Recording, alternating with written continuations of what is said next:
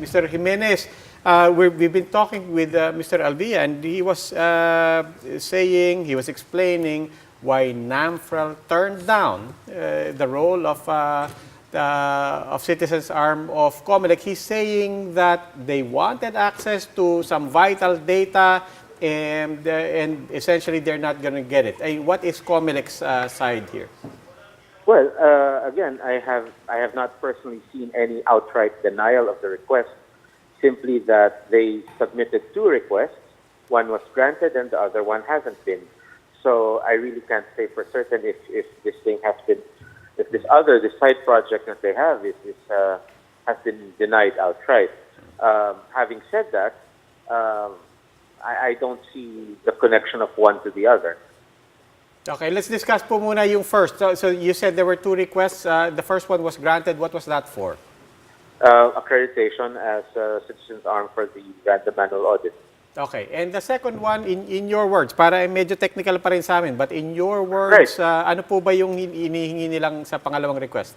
All I know is that they were requesting for access and for accreditation of a website that they intended to publish, an open election data website.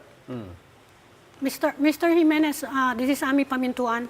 Yes, ma'am. So you're saying there is no outright denial. You're saying that it's possible that they can still be granted their request? I've not seen an outright denial, yes. I don't know if NAMFREL has any other information, but I have not personally seen an outright denial of the request. So meaning if they pursue the request, it's still possible that they might be granted because they've pulled out and they said they're not going to do the random manual audit without this other request. Well, to my mind, it's a precipitate action, but that's their call, right? I mean, again, if there is no outright request, then I suppose it stands to reason that the approval process might be taking longer than expected. I don't see that it necessarily means a denial is inevitable. But personally, I really don't know. I don't know the thinking of the bank on this. I don't know where this decision will go.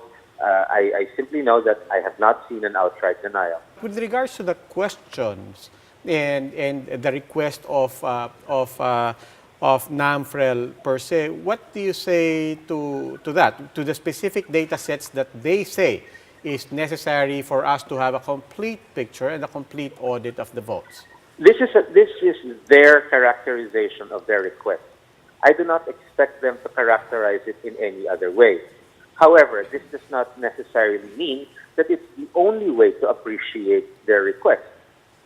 So, again, this is their opinion, and they submitted their opinion to the Commission on Bank for the Commission's consideration, which means that, again, in the ordinary course of things, the Commission can or may not agree with their position. And doing one or the other does not necessarily make the Commission wrong. But that's again, that's the point of view that they're pushing now, is that, you know, if you don't agree with us, then you must be wrong and you must be untrustworthy.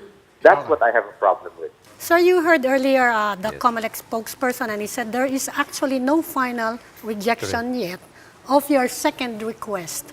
What would you say? Would you be willing to pursue this request? Well, if they release it to us, if they come out with another resolution specifying that we will have access to the data, why not? No? But again, we have 6 days before the elections.